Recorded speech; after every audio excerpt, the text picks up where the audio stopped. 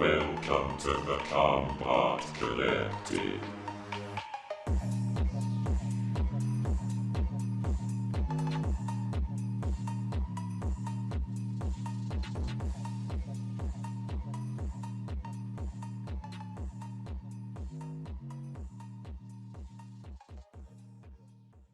Hello everyone and welcome to another Battlebots recap and news episode of the Combot Collective. We're bringing you everything you want to know about the 2021 Battlebots season.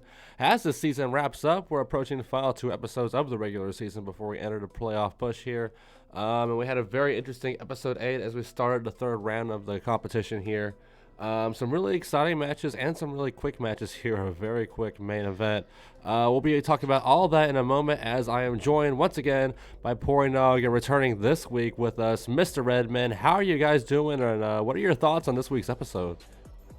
It's good to be back, of course, Quir. This episode, upcoming, it looks a little naff. I mean, it's got some promising fights, but you can clearly see that there are a fair few of these matches that are just filler picks, if you will, for those that need to sneak their way into the top 32. And it's, I suppose, since we're coming to the end of the season now, that's probably going to be expected. And we're probably going to see it in the next fight card, probably, since we have yet to see robots like Double Jeopardy actually appear on the card at all. Like, where they are out of all this, you know, it's odd, I think, but definitely some promising matches here. Happy to look, and I'm looking forward to go over them in this podcast. Absolutely. But here we're talking about the fights we had most recently. We're looking at matchups like Malice and Blacksmith, Endgame Solid Blaze, Tombstone Free Shipping, Hydra and Glitch. It was a really interesting set of matches here. Sorry, Pory, how are you doing as well? My bad. I'm doing good. It's this was a pretty fun fight card. Malice and Blacksmith in particular is probably my fight of the season so far, I would say. Oh yeah. And that was a very good fight. And you know, Glitch beating Hydra was spectacular. That made me really happy because Glitch is neat. It just like vibes, and then it just like wins fights by vibing. And you know, it was other fights were fun. You know, it was cool to see Claw Viper go to Suplex City, even if it ultimately costed the fight. And of course, the first 3-0 out of the field, the champion of 2021, Ribbot, were going all the way. They kicked P1's ass in a great fight. P1 held its own. P1 wonderful fight, absolutely. It was good on both ends, but that was a fun fight for sure. And Ribbot's going all the way. That should have, and that's one thing I do want to address. That should have been the main event, in my opinion. I know Endgame and Solid Blaze are bigger names, but like Ribbot versus P1 was just a much better fight, in my opinion. Yeah, and that's the fight we'll go ahead and start with here, talking about that Ribbot versus P1. We're really proud of the P1 team here, of course. We got the brand new wall setup back here, plenty of P1 merchandise lined up in that, lots of support for the team here, but easily some of the best use of the pulverizers we've seen in the entire reboot era coming out of that fight. It was a little funny. I put in the drinking game in one of the fights, 1 step for every pulverizer impacted. I am so glad I did not put that for this fight. The one fight it was actually used pretty well in. But yeah, really good matchup here. And we were kind of slandering a little bit on the, or not really slandering, but we were questioning what was going on with the new P1 setup for this matchup. But it turned out working really well for their favor. Looked really good in action, and they put up a really good fight here. Almost brought it to a split decision, in my opinion. It was super close. But yeah, it was a pretty good match, I have to say. But Ribbot had the superior strategy really when it came to that match. I mean, early on in the beginning, they just hugged the middle of the arena there and just made it difficult to just have P1 outmaneuver them. I mean, I think for P1, of course, being the speed demon as it is, if you really want to sort of out control the control bot, you get the control bot in a situation where you can't really get an opening, and it really couldn't in that match.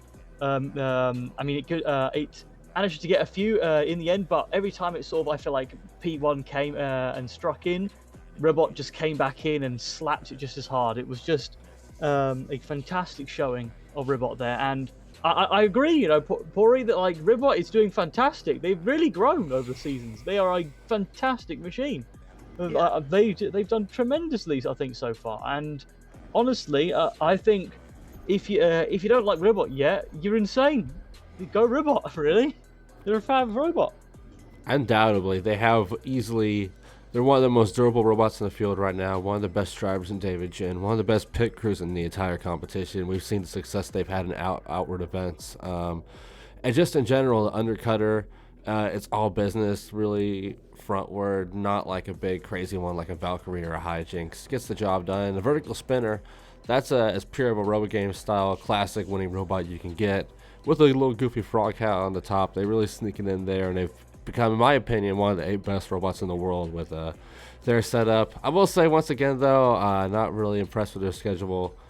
Feel like they could have showcased a little bit more. They didn't really need those gimmies, but unfortunately that is what they were given. But really good use of the upper deck in this fight from them. Loved seeing them spike P1 up into the wall, slamming him to the ad board, busting it. All that looked fantastic on TV. I mean, yeah, but it's the upper deck once more is just further proving the fact that its only real existence is just immobilizing already immobilized robots. It's already. I mean, if P1 could still properly move, it would have just gone off like hijinks, you know, from the shelf. It's just not really. There's no impact really, I think, from the shelf really. But dynamic to it. It's not even like a immobilization thing where you put robots. It's just like because we've seen Huge go up on it, we've seen Minotaur and Sawblaze go up on it. It's just more of like it's there to make people go ooh kind of thing. Like that's really all we get out of it is whenever robots interact with it, it's like ooh, there's the upper deck. Are they gonna do the upper deck thing? Ooh, they did the upper deck thing. But in terms of impact in the fight, you know, outside of like the elevation territory, yeah, it's got no impact. It's got nothing. Like, I mean, as you say, of course, it's like, oh yeah, the upper deck's being used. But I think come the end of the season here, people will think about the upper deck and just think, what was that? There's just no impact really coming from it. There's no shock and awe coming from such a thing, and it just serves to be there as a means to corral machines into their corners and screw over horizontal spinners.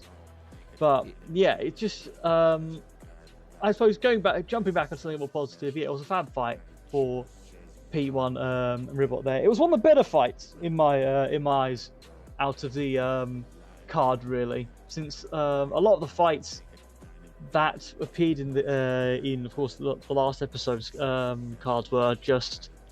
It just seemed a little naff for me. I mean, I for one, I thought Gigabyte versus Smee was just quite dull. Nothing really happened there aside from just. I thought it was pretty fascinating. I mean, it was pretty fascinating, but it also goes to show how effective a thin piece of metal is against a full body spinner. I mean, it's durable, sure, but it's not doing anything. Black Dragon versus Claw Viper. That was a shame for Claw Viper, really, because I was hoping, after pardon my French, I was hoping to see it do a lot more lifts, but it just gets Black Dragon hits its backside, and it gets hypnodisced, and it's just lost, and that's such a shame. I mean, at least it did decently as well, but then we got also Hydra and Glitch, where Hydra lost to the floor of all things, you know, hits one kind of seam on the floor, and then suddenly half its drive kicks out. And then Glitch wins because its opponent can't drive as good as it. So yeah. And then Tombstone versus free shipping. Tombstone's already been a bit lackluster this season. It's not really done anything exciting, and arguably, if it gets into the top 32, I wouldn't be surprised if it lost its first fight, even if against a mid card robot. Yeah. It might even get a low seed this year. Yeah, I wouldn't be surprised if it gets a high seed. That'd be laughable. But free shipping in that fight was also disappointing. I didn't think Gary Jin was driving his best in that fight at all. He let 3 of his wheels get popped off by Tombstone. 3 of his wheels. He let it for one of the best drivers in the sport. You know, multiple time champion, multiple-time winner, of course, against a robot like Last Rites, you'd think that he'd have a lot more control over Tombstone in this match, especially a Tombstone that's been a bit lackluster this year. But no, he kind of let those 3 wheels get sniped off. So Yeah, it was a shame, really. that was really unfortunate. But you did call it, Pory. They did use the plow that they used against Texas Twister. The one they've always used against Tombstone. They did have it on the backhand there, and it is unfortunate. But I am really impressed with what they did manage to do with 1 wheel. Surprised the refs didn't count them out at any point during that fight. They just kept showing in there. But yeah, Tombstone finally had a situation where they could bully a robot in a pushing fight. Took it to where Free Shipping had 1 wheel. And there were even points in that fight where Free Shipping was pushing around Tombstone. But Ray Billings did manage to finally get another win in the ever-going battle between him and Gary Chin there. So that's good for him. They're coming into the playoffs eventually at some point at 2-1. I don't know if they'll be in the top half and the bottom half of the standings, but it will be very intriguing to see who their opponent will be. They could potentially be a top 10, top 16 robot again this year, but it is really going to depend on the opponent. They were cutting it close last year with Mad Catter, so I think Captain Shrederator versus Jager was a nice fight, though. I mean, it was a good surprise. It went as expected but at the same time there were some parts that you didn't expect.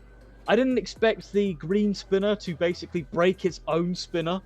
I thought that was quite fun. I think that spinner has some decent power, but I think it needs some better glue to fix onto that spinner there.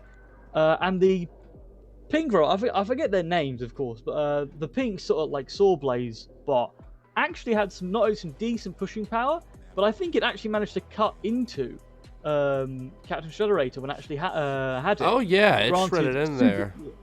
Yeah, granted, it probably was a bit superficial, but it did do some damage. So it was good on them, really. I think the pink Saw robot is really the one that holds together the entire robot, the entire cluster. It's just, I think maybe with a bit more fine tuning, if they can come back next season, that cluster would be terrifying. Especially if you get the 3rd robot in there. I believe the names are, I want to say the Sawbot's Toothache and the Undercutter's Toe Cutter. But the Sawbot is Arm Muscle. Arm Muscle, that's it. All right, there we go. I wonder how that's pronounced in German. Toothache. For some reason, I thought it connected to the Toe Cutter thing. I don't know where I heard that from. Okay. It's still fairly early for me. I can was totally up see late the last night. dentist. I can totally see like a dentist thing there, yeah. Right, but yeah, when they get that 3rd robot next year, they'll be so good. Also with Jaeger, like, I feel a big thing with Arm Muscle is that Arm Muscle is the one that's driven by Emmanuel Carrillo of Big Dill fame. And like he's just like a really good ass driver. I think that's that also plays a pretty substantial role in that. He knows all about playing the control bot game, especially with Big Dill. We've seen it, especially at Robot Ruckus, yeah. But that's really impressive by them. I believe we did hear a little bit of backstory from Team Jager coming out of this fight, because there was a little bit of controversy, of course. It looked like Captain Shrederator had a bit of a late hit there. But as a post on the Team Jager Facebook said that they told the Nave family, Team Logicom, coming into this fight that essentially try not to do too much damage to the Undercutter since the person that built that robot wasn't present. So that was probably the British robot on the team. Lost its Undercutter, so it just sort of bounced around there. But they just said to go ham and have as much fun as you can, do what you can to Arm Muscle, the pink bot. So that's probably the German one. And so they did that. They knew they probably weren't going to get a 3rd fight with their current situation. So they went out there. There were no hard feelings, apparently. Also, apparently, Brian Nave didn't hear the count out on Jaeger's side, which is to be fair because it was a kind of a wonky count out. The count out stopped like twice midway through it. But I digress. I'm glad there was no bad beef there, and hopefully no one puts any flack on the Jaeger or Captain Shrederator team for this matchup. It was a really weird one, though. You know, Captain Shrederator was so iffy going on and off with his weapon. And then we have a Toe Cutter bouncing around like a puck, like I said. Arm Muscle, still really impressive one out of the bunch there, like you were saying, Redman. 3 good cuts there on the top of Shrederator during one pinning moment towards the upper deck. And probably it's going to be the last we see of Jaeger in the regular season, I'd imagine. But hopefully we might get a little bit out of the bounty competition from them and I'm sure we'll end up seeing them again for 2022, you know, for the German representation, and because they know that there's a whole lot of potential with this robot. The whole alternating cluster butt concept could be a big deal thing, and hopefully we'll see more of it, but it was a pretty good YouTube fight. Going back towards the top of the card, though, I will say Malice versus Blacksmith. I will agree with Pory. One of the best fights this season, even though it was a bit of a shame to see Blacksmith get its ass kicked when my fantasy team, my King of Draft team, need as many points as it does. Malice came through, though, maybe notched away into the playoffs here, one of the bottom seeds, and getting one of the 1 and 2 spots here. I know they were one of the first teams to say that they believe they weren't in the playoffs now after going 0-2 first out of everybody. But really solid performance here, and quite frankly, a really solid performance all their fights. They put together really good matchups, really good TV. And I could easily see them sneaking into the 25 and 32 position here. Same with Blacksmith here, maybe even a higher spot than that. Both these robots, Alkindle and Bunny, known for putting on fantastic shows. And they did this here. This is probably one of my top 5 fights of the season so far. But I do want to jump back down to Gigabyte and SMEEEEEEEE.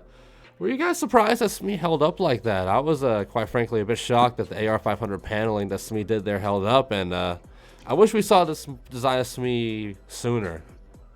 I'm not surprised. I kind of expected SMEEEEEEEE to hold up that well. I mean, I was expecting the death blow at the end of the fight to happen sooner, but like I thought the wedge would be okay.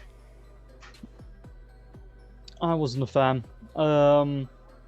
I looked at that sort of like their design there and kind of thinking, okay, this is an ambitious thing. It's an ambitious choice. I mean, I said, but so I was supposed to go into more detail about my little rant that I said before about the fight. Just seeing it really proved to us. I mean, like, I suppose why people use a lot more, I suppose, wedge plows rather than just a complete flat panel, because there was no real rebound. There wasn't any kind of bounce away when Gigabyte was striking the like the panel of SMEEEEEEE. It's not like it was hitting a solid object like the arena wall or anything that would cause it to bounce away. Like because Uppercut clearly had the much more bouncier, reboundy kind of wedge. I think really SMEEEEEEE could have done with using some kind of maybe anti-spinner wedge, really, rather than going for some kind of anti-spinner wall, because it wasn't really a wall. It was just a flexible piece of metal that just bent around a bit and flailed a bit from every strike that was placed against it by Gigabyte.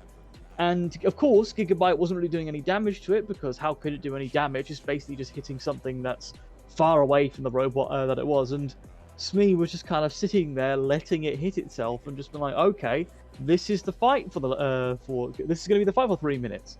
And then, of course, Gigabyte managed to actually bounce into the wall, probably due to their own fault. I think they actually managed to hit something solid on the SMEEEEEE machine, and then they managed to break apart the SMEEEEEEE fight. I mean, honestly, that fight was one of those things where I just kind of looked at it and I think I wouldn't have been surprised if that was a YouTube fight.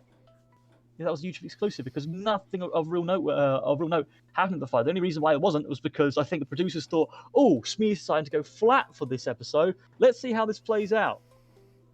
And we did. And it was terrible. I don't know. I like the concept of it. I was a big fan of SMEEEEEEE when it was driving upside down the Mammoth fight unintentionally back in the bounty competition. I really thought that was like the overcutter way of SMEEEEEE was much better because it was more mobile, seemed like it could push better. And it seems like a polished version of that. I think one thing would change. We'll get on to SMEEEEEE a little bit more later on here, unfortunately, in the news section, but in terms of bad news at least. But talking about this plow setup, I would like to see maybe a few wedgelets widely spaced out there, something to kind of give it a bit more of a push, more of a grab. But yeah, it just it definitely needs something. It definitely needs something. I think that would do a lot more jamming.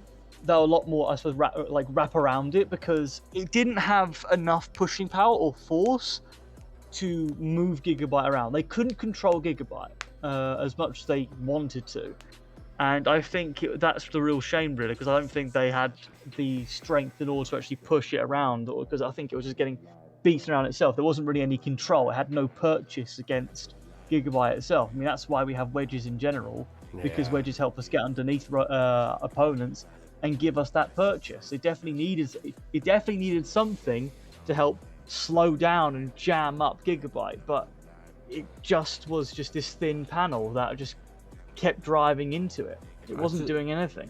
I do wonder if their plan was maybe hoping it was going to bend inward enough to kind of like come in like a hug with the spinners. But that would be kind of tricky. Eventually, though, you're right. Gigabyte did finally quit jacking around and said, all right, let me just hit one of these modules. And as soon as they hit it, parts went flying. It was brutal, and Smee was dead in 2 or 3 hits there. A bombastic ending, but yeah, there was a bit of a stally middle. John Mladenick with the Gigabyte crew, RDC, they were really determined to try to split Smee in 2, trying to give the people what they want, but Smee did turn out to be a bit too sturdy for him. Looking good here as we now move on to a fight with a bit of controversy. Talking about our main event before we head on to the news here. Endgame versus Sawblaze. Kind of looking at the aftermath of Sawblaze right here. It's not a pretty sight.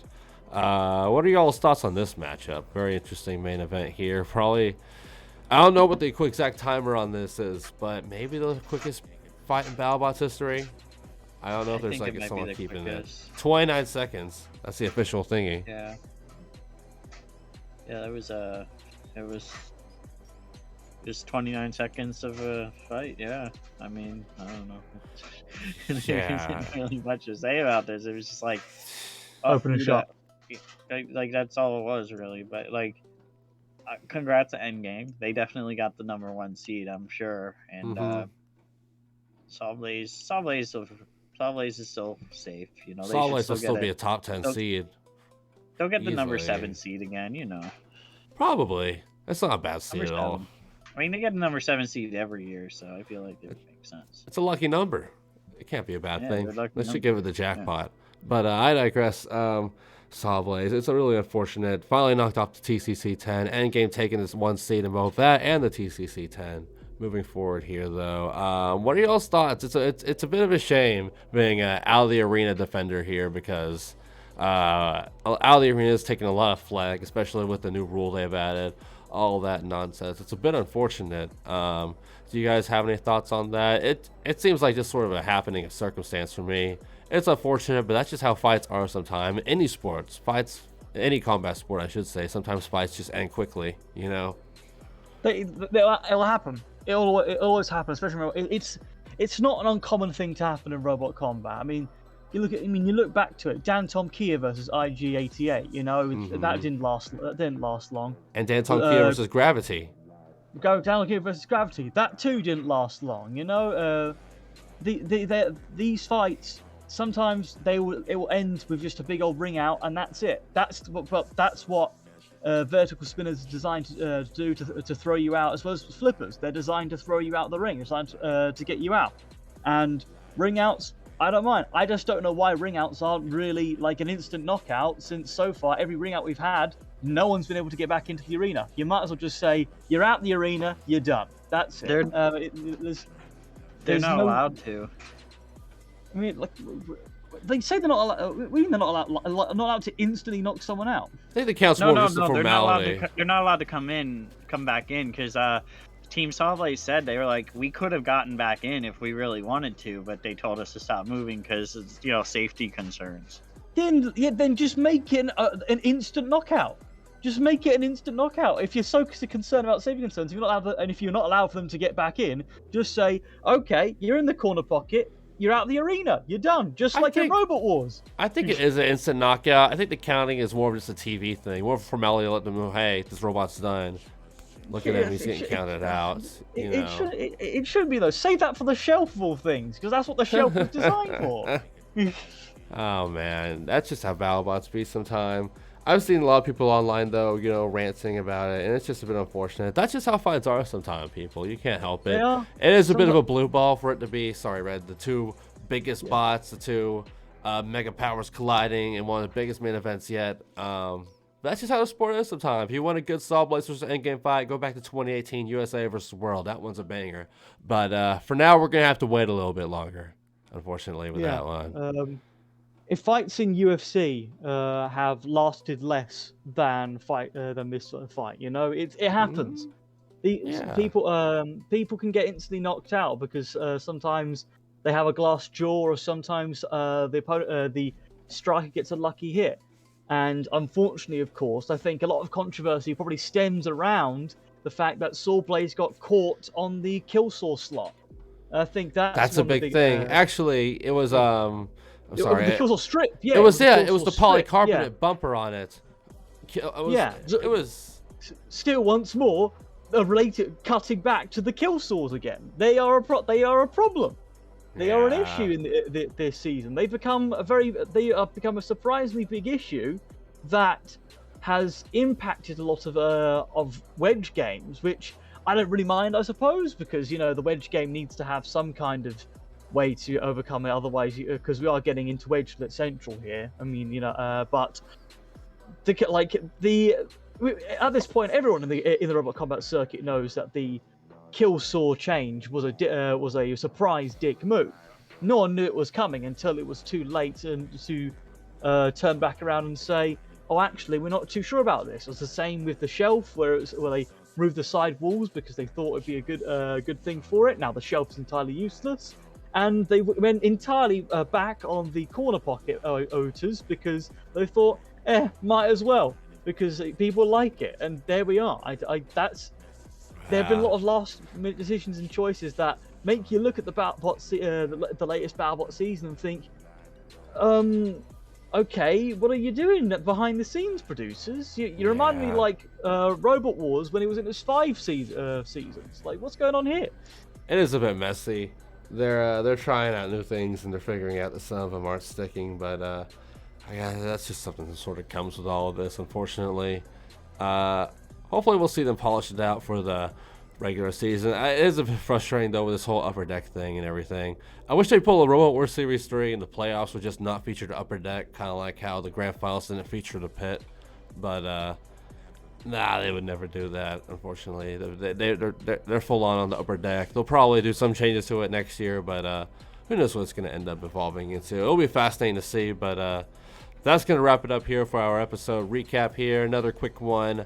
Big shouts to Glitch for the big win over Hydra. Shrederator versus Tombstone was a huge upset, probably one of the biggest upsets of the season. This might top it. Rookie Glitch now 2-0, sending Hydra to a 1-2 regular season. We'll probably still see him in the playoffs in some capacity in a lower half seed. Interesting where they'll land and interesting who their opponent will be. But now, let's jump into the news. Jumping into the news here, we have 4 big articles here for you. The first of which we actually put on our social media pages earlier this week. Big news coming out of my home state of Texas, and one I am super excited about. This was broke to us by our friends on the Discord server at Transrice Robotics, announced formally, though, by our Robo Games, former Robo Games commentator and former member of Team Battlesaw, member of Team Corsair now, Mark Elam. He announced this yesterday as of when we were recording this. They're announcing that Houston, Texas is now set to have their biggest Robot Combat event since the 2008 Robo Games Texas Cup, all the way back when in Austin. This is going to be an event that has 150 gram competition, 1 pound competition, 3 pounds, 12 pounds, 30 pounds, and of course the Sportsman full 250 pound class, which has already had some big names coming in.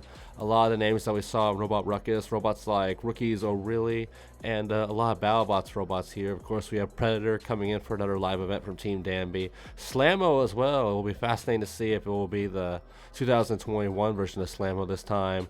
And of course, also here, the 2 finalists from Robot Ruckus, Extinguisher and Big Dill, coming in as Banana Runt once again. We could see a Robot Ruckus 2021 finale rematch here. It will be super exciting. It will be full combat for the 30 pounds and sportsman for the 30 pounds as well.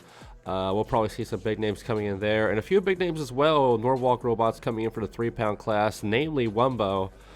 This is all going to be super exciting. We're going to put the registration for this event in our description below here. If you happen to be in the area, if you're looking for an event to be in at July 15th through 17th is when the event is going to be. I believe it's going to be at Comic Palooza, which is going to be at I have it right here somewhere. My apologies. The George R. Brown Convention Center. It's going to be a huge deal. We're going to be covering here at the Combot Collective. Wish I could be there, but we're recently having a vacation here, so gotta focus on one thing at a time. But I'm super stoked for this. If you're looking for events to compete in, please show up at this. Show your support for the Texas scene and for heavyweight scenes in general, big bots in general. As we now move on to another bit of news here. Speaking of big bots, we've talked a lot about robots retiring this year, guys. We had Tango retiring back in October. We know that Duck is retiring at the end of the season, and we know Monty is retiring, another robot from England there. But we have a fourth one to add to that list now, as just announced in AMA recently by Joe Fabiani, captain of SME, on the subreddit for Battlebots, that SME will likely be retiring after this event, retreating to the same fate as the 2020 version of Pain Train, the same fate as Sharkoprian. This robot's going to be sitting into the pits, sitting in that viewing area for all the Norwalk Cabin events up ahead. The team just said it's not financially feasible for a robot to continue right now. It's a very ambitious robot. It's one of the most unique robots, as we can obviously all say. And it's a bit unfortunate, but you do gotta understand it with the current climate financially Battlebots is in right now, and a lot of teams kind of having that issue staying in a competitive team, staying a contender. That might be one of the reasons why we might only see SME having 2 fights this season. We don't know for sure yet. We might see them in the bounties, but it's always been unfortunate. We hate to see such a unique robot go, but this does open up opportunities for new unique robots to come into the field. What are you guys' thoughts on this unfortunate event recently announced here? It's sad. It's sad to see it go, since it's one of the more unique designs that exists in robot combat, and I think it's always really a shame to see a robot that isn't part of the mold choose to go into retirement, really. Machines, of course, like Duck. Of course, Duck was out of the ordinary. Was by no means a robot that conformed to the rest of the vertical spinner meta, and it's now we know that one's going, and now SME's joining it as well. But yeah, I mean, as we know, BattleBots are expensive machines. We know that they take up a lot of time and effort, and it's a proper commitment to commit to these machines. And I honestly am not surprised. I suppose I'm somewhat not surprised that it's difficult to maintain SME, since SME is a lot of parts to maintain. Oh, there are yeah, a lot of different aspects to it's it. Such a unique thing. It's such a unique machine, and therefore I'm not surprised that it's an expensive machine in itself. So it's I can understand the entire price tag thing, but hopefully maybe in the future they could come back and say, we've got the cash for it. Hell, if I had the funds, I'd lay down $1 million right now just to say you keep it going. But right. It's a shame really to see it go, and I wish them all the best really for any future endeavors. Right, it is worth noting we'll likely see them in Norwalk Havoc events to come with bots like Bullring and maybe the original SME and various other events as well. But in terms of the heavyweight, yeah, it looks like it's seeing its final matches here. Yeah, that's sad. SME's one of my favorite robots, and I had him pegged to do that deep run next season, and now I won't get to see it. That's sad. Yeah, I think it's really a shame, because I think there was a lot of promise in the design that we saw this week. Regardless of your opinions on it, it showed that there was a clear defensive potential there, while SME still showed off that it can be a maneuverable robot with some agility. And we have seen it do destruction in the past. It's a good bot wheel sniper. We've seen it do stuff to bots like Pain Train. We've seen it do stuff to bots like Deep Six. So there was a lot of potential there. And, who knows with the future? We also heard that bots like Yeti retiring. So a lot could change. Hopefully we can see SME in some capacity one day. But, the team's got to do what the team's got to do. They have SME and Button Lee just kind of sitting back, and that's fine. But Button Lee's not a robot I wouldn't mind seeing in like a Robot Ruckus style event, or maybe this one coming up in Houston. But yeah, so enjoy the big SME fights while they're happening. Hopefully we'll see a good bit of SME in the bounty competitions as we now move on to our next bit of news here. And now, as we talk about robots from the US retiring, we now talk about robots from the UK starting anew, as a robot that was a bit of a topic in our most recent live event reaction video, Team Gabriel, who unfortunately had a bit of a rough showing in 2021 in their one event. looked good. Gabriel did as always, but unfortunately got sent out of the arena. They're looking to bounce back in 2022 though here, as they're working on a brand new robot dressed in all black, just like Excalibur, their robot in ClashBots, repainted Gabriel. Dressed in all black here though. The robot is called Zadkiel, and we went out of our way here to talk to the Gabriel team here to see, trying to figure out what's going on with this brand new robot. It looks like it has the same big bolstery wheels as you can see right here. We wanted to know more, so we talked to them, and quoting from them here, it is our second heavyweight spinner. The first was never finished. I'm sorry, the first one never used as arena rules changed for the live shows, making it unusable. The new robot will be a bar spinner with big wheels, 900mm HDPE armor, and with brushless motors, novel weapon mounting. This is designed for live shows, but can be easily converted to Battlebots or full combat specifications if the need arises. They sent us a few pictures here. We'll share them right here. That's what we know about the robot right now though, so this is big, fascinating. Looks like Team Gabriel, the guys who have brought us machines like Saint and Gabriel, you know, Gabriel of course, one of the true all-stars, one of the true fan favorites of the Robot Wars reboot. Saint, a mainstay in the robot combat, roaming robots live, Extreme Robots live tour for years. And of course the recent robot Uriel, the robot that's kind of trying to take the overhead hammer concept into the huge style, Gabriel style big wheel design. Not much luck yet with that robot, but hopefully we'll see some in the future. Now they're spanning off to something a bit more meta, a bit more following what the American robots are doing. Bots like Wumbo, bots like Huge of course. They didn't specify if it was a horizontal or a vertical spinner, so a little bit of more mystery here. Not everything known about this robot, but we do know pretty exciting here. We're probably going to see this in Extreme Robots competitions, maybe in China, maybe in America if they get a chance to compete there. Team Gabriel working on a spinner. What are your thoughts on this? Hopefully they're trying to get into the damage game here with a proper robot. Oh yeah, that should be a fun team. I mean, I like Team Gabriel of course because of I liked Gabriel. I liked the Flatbot because I'm a big fan of Flatbots, and for them to make a spinner should be exciting. I was kind of hoping maybe for, I mean, are they planning to make is it like a Flatbot spinner per se, or because if they are, that's a fantastic idea.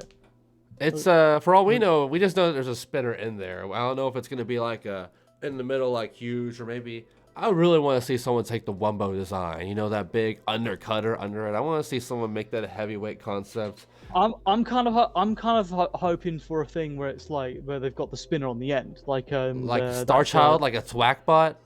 Like the Flatbots, like yeah, they've got the spinner that's just thwacking backwards and forwards. Oh my goodness, I would love that. They'd have the reach for it. It'd be like a hammer saw, but really it'd be torque reaction. They'd have the reach. For that it, would be course. so good. They like, you know, yeah, that's what I'm thinking of. They need to make the design durable in order to do that. But yeah, if Team Gabriel is sticking to that Flatbot roots, and if they're throwing a spinner in there, then good on them. I mean, of course, with Battlebots, you kind of need a spinner these days to actually go far. So I'm looking forward to see what they bring out. Anything that Team Gabriel makes, you know, will be great. I love seeing Gabriel perform in the live scenes, and I love what they brought in the Robot Wars show. Let's see what they bring now. Yeah, I think it should be cool. Did they say, is it the live scene bot or is it Battlebots, or did they not say? They said that presumably this is going to be for Extreme Robots, because usually during the Extreme Robots events they have like all the heavyweights put in the teams, like Team Eruption, Team Gabriel, and usually the Gabriel group, a leader team. So Gabriel's usually not afraid of doing full combat in those events. You know, we've seen them fight, of course, Combot in one of the best Robot Wars fights of all time. So I would assume that this is going to be like a toned down version for this. But like I said, like they said in the message, they have it ready. So if they get like an event like Battlebots, or if a full combat event comes in Europe with like no limitations, or like if they get a chance to go to China again, they have a version ready for that, or like they have plans to do something like that. So they have big plans for this robot. I'm really excited to see if maybe these guys can bounce back on the scene, because I do love the Gabriel team. I feel like they have that good TV charisma that will translate pretty well to Battlebots with their family vibe. Yeah, I would love to see them show up to Battlebots. That'd be very cool. I would support it. Yeah, it should be fun robot for sure. regardless of what it is, I'm sure it'll be something interesting. And there's not much to say. I'm looking forward to it. Yeah, whenever this first Extreme Robots event finally happens, who knows when it will be? I don't know if they've announced one yet. All these new spinners that have been sitting in the sheds waiting for years, a couple years now, finally getting to come out. Oh, it's going to be so exciting. We're going to be all over it. But for now, we're going to lie in wake. Big shout outs to Team Gabriel, Team Saint, for giving us these words about Zadkiel here. I saw that they had a post on February 8th about this robot, and I was like, oh, I gotta know something about this. I gotta break some news here, figure out something, because Team Gabriel always makes fun robots. It's one of those shed build teams that, with how they figured out HGPE wheels, you know, they can go out and take on these elite robots like Carbide, like Rapid, and probably like robots like Endgame, you know, show up and show out there. It's going to be super exciting to see what these guys put out, and we wish them the best of luck. Shouts to them, and we're so excited here. And as we wrap up our news and episode here, we have one more big topic to talk about here. We got 2 robots. You know, we're already talking about a little bit about that 2022 Battlebots season. A lot of big exciting applicants already. Bots like Horizon trying to come over. Bots like Orion, Switch, teams from the UK that are just itching to come along. You know, Sabretooth, Ominous. Teams like Jager, and pardon my French, that didn't get a really good chance to have their full team. Might get it next year. But we have 2 robots new to us that have announced their intention for application for 2022 and maybe seasons beyond. And let's break them down here, starting off with Team Hot Mess, coming from the Baltimore hackerspace all the way in the East Coast. This will be our second Baltimorean robot behind Huge, I believe, if these guys get in. Coming in with a bot named Doomba, a name I feel like has been used in application attempts quite a few times by now. DT Robotics had one. Bots FC had one. I think there was a Doomba that almost was in Robot Wars. There's been a few Doombas, all kind of with the same premise, full body spinner. But this one, a little bit more interesting. It looks like it's a very compact style robot. Circular-ish in its design. I'm assuming the one we see in this video we're showing off here is more of a proof of concept because it doesn't have wheels. Literally doesn't have wheels. Looks like they would have a front undercutter and a chainsaw on the front. We were talking about a little bit. I don't know when was the last chainsaw we had, just straight up like a chainsaw in Robot Combat. I know Napalm had one in Series 2. I think Evil Beaver had one in Robotica Season 1, but I don't know where else you'd have to go for a heavyweight chainsaw like that. It would be absolutely fantastic, though. Looks like it's a bit of a gimmick. The team said it looks like it's intentionally supposed to look like it was haphazardly thrown on, but it's a fundamental part of the robot. The chainsaw also has a flamethrower, and it goes up and down. It's like a proper hammer saw kind of motion. It was pretty adorable. The little Doomba bot goes inside the big one. It's a pretty fantastic design. It's a proper spectacle here, and I'm in love with it. I don't know if it's a championship bot. It's certainly not a championship bot, but I don't know if it's a bot that could get on the Battlebots, though.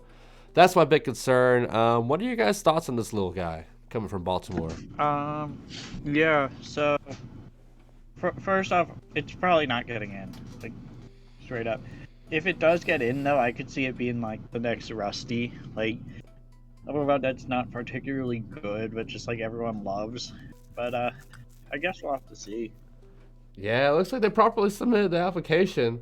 Greg Munson even literally commented on the thing here. Right here, it says greatest video ever, heart emoji. And just what I was saying too. Adam Ridley right here saying it on the Facebook comments. That name is somewhat cursed. FYI, good luck. Shouting out the Battlebots wiki there. That's really cool. It's a fun robot. It's something that would be utterly amazing in Robot Wars Series 8 or even Robot Wars Series 5 or 3. It looks totally rad. I hope these guys find somewhere to compete in with this robot. Just throw some widgets on the front. I'm sure a sportsman competition would allow a chainsaw. But sportsman.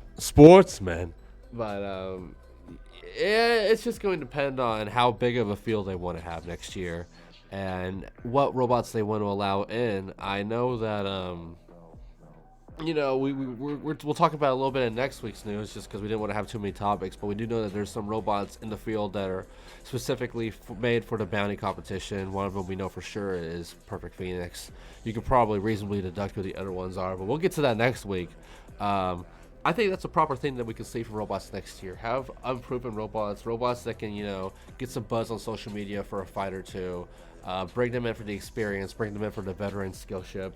Bring in like 8 to 10 robots exclusively just to compete in the bounty tournaments. And I think that could be a really good concept we see in the future if they want to expand on bounty competitions. I don't know how Doomba would survive in a regular season setting, going through a full competition like that.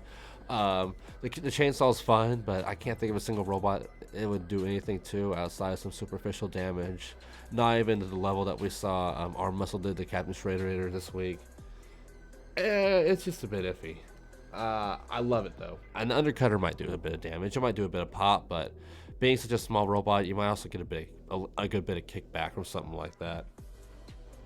A robot, though, that might have a bit more potential to get into the regular season, main season Battlebots here. A robot that could, this could very well be one of the most hyped up rookies of 2022 if these guys go through with it. Going from the East Coast to the West Coast here, we're talking about David Small, who you might recognize from the Malice team, of course, one of the many Davids on that crew, and one of the main Davids on that crew. He's been a very successful roboteer, though, on pretty much all over the U.S. In terms of Norwalk and in terms of the West Coast, and probably one of the most experienced smallbots flipper drivers in the entire country right now.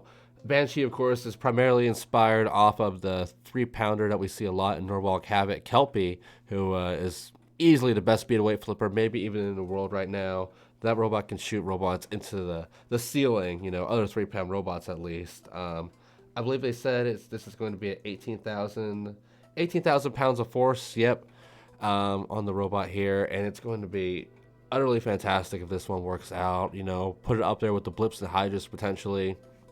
And this guy has the backup for it to build a robot like this. He has made powerful flippers in multiple small bots classes in the past, and the bot itself just looks utterly fantastic. It kind of has that same Western Allied Robotics energy and aesthetic that bots like Big Dill and Warhawk have had in the past.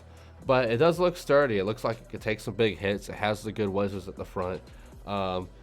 I'm sure that the concept art's one thing. I'm sure when this thing comes out, it's gonna look absolutely beautiful. And these guys might even have a bit of a Mobius vibe coming in. What if these guys come in full Elder Scrolls Oblivion cosplay with their little doodly doo doo doo? I forgot what that instrument is called, but yeah, I'm sure we can look it up on Shazam. They'll sort it out. Yeah, it is definitely. I get like weird Malice vibes. Malice, you're right. Funny enough, right? The same black and green kind of color flipper. Yeah, it just it's a spooky, just that kind of spooky looking design flipper. Like I'm all for more flippers. I'm all for anything that's not really a spinner, I suppose. Right. Keep them coming. Right. I love to see what they make, especially if they've got such explosive power with the flippers that they already have. Yeah, I mean, they have a good track record here. The bot looks great. Another robot, bringing up weird Malice. Another bot this one reminds me of is Robot Wars Series 7 Grim Reaper. It sort of has that same, front kind of plowy goodness. And Grim Reaper, another robot that once competed in Battlebots before. There's a lot of potential here with this robot as another video starts. Don't mind the death hum we're hearing in the background of this video. I digress. Obviously, don't mistake this robot. Just a random death hum making a cameo in. It was one of their team, so it's relevant. It's relevant enough. I think Banshee. I don't know if Banshee's gonna get in, but that's only because there's just like I don't know what they're gonna do with the lineup next year because it just seems like they're almost filled the capacity of Battlebots, and that worries me a bit. But if I was in the selection committee, I would probably select this robot to compete. Yeah, same here. I think out of a lot of the robots we've seen so far, outside of maybe Horizon, I feel like Horizon is one of those robots that, just with how so far they are in production with the robot, they might already have the confirm and just can't say it yet. That's a robot we might see next year. That's a robot that might be able to fill that SME void of a really wide robot. But talking about Banshee here, We might see an exodus of those UK flippers coming in. We know they wanted to have Ripper come in. We know they wanted to have Abrasia come in. We know they really wanted to have Orion come in, a robot that we've talked about very recently. And maybe they have other robots in mind since then to have brazen up. You know, maybe Eruption wants to come over here. Wink, wink. Please come over here, Eruption.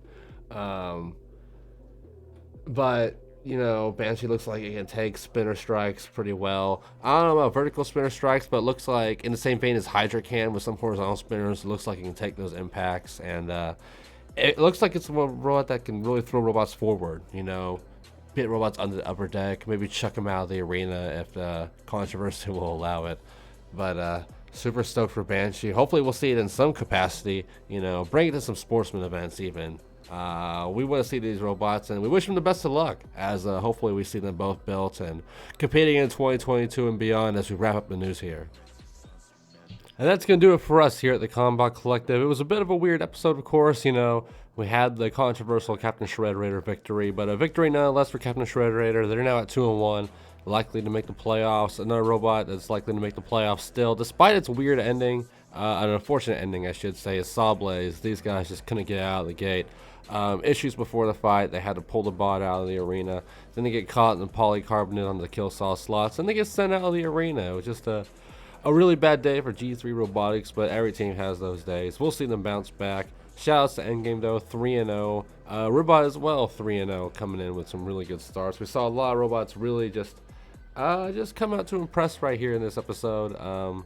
You know, bots like free shipping, even, you know, one-wheel drive, showing its resistance against the fledgling Tombstone. Tombstone, though, now 2-1, sneaking into the playoffs likely after a very wonky season. Maybe a season even wonkier than the one they had last year. But that's about all we can say for the breakdown. And of course, running over to the news again, there is now a big bots event in Texas, the first one in almost a decade and a half. Running out of Houston, they'll be doing sportsman class heavyweights going all the way down to the 150 gram class. This event will be happening in mid-July at Comic Palooza. And this is going to be one of the biggest things I'm looking forward to this year. So excited to see Texas getting a heavyweight combat once again. On top of that, though, another robot joins the retirement pile in terms of heavyweights this year. SMEEEEEEEE from Team Flight Plan, as announced by Joe Fabiani, now retiring after the Battlebots season due to funds. They're not turning the right profit with SMEEEEEEE right now, unfortunately. But like I said, as one bot goes, another one comes in. We talked to Team Gabriel, and they showed off to us Zadkiel, their new vertical spinner or horizontal spinner. We know it's a spinning bar, but we know it's a black heavyweight, same style of robot as Gabriel or Uriel in the past. This machine looks like it could be a real deal robot, could do some real deal damage on the Extreme Robots Tour, and maybe even in some bigger events in the future. And of course, we also had two robots reveal themselves as applicants for the 2022 season in Doomba and Banshee. Two opposite ends of the robotic spectrum, as Doomba, very compact, looks like a bit of a joke bot, has the chainsaw, has the flamethrower, has a little undercutter there.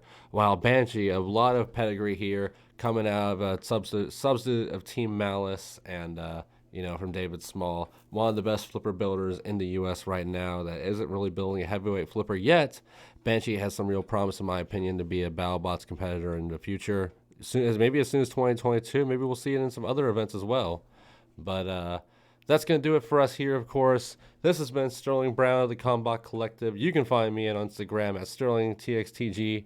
Along with me, as always, MisterRedman. You can find him on his website, joshuagunnett.com, or on his YouTube page of the same name. Same with PoryNog. You can find his YouTube page, www.dippyegg.xyz, in the link below, alongside, in the description below, alongside Mr. Redman's account. And on his Instagram, at PoryNog. That's going to do it for us. If you like what you're seeing here, follow us on Instagram, follow us on Facebook, subscribe to us here on YouTube, leave a comment, leave a like. We appreciate all that. And of course, join our Discord community. I'll run through the list here at the end of each of these episodes. But yes, thank you so much. This is another news and breakdown Battlebots episode here at the Combot Collective, and we will see you next week for another. Thank you so much, and we will see you again. This was the Combot Collective. Find us on Instagram and Discord.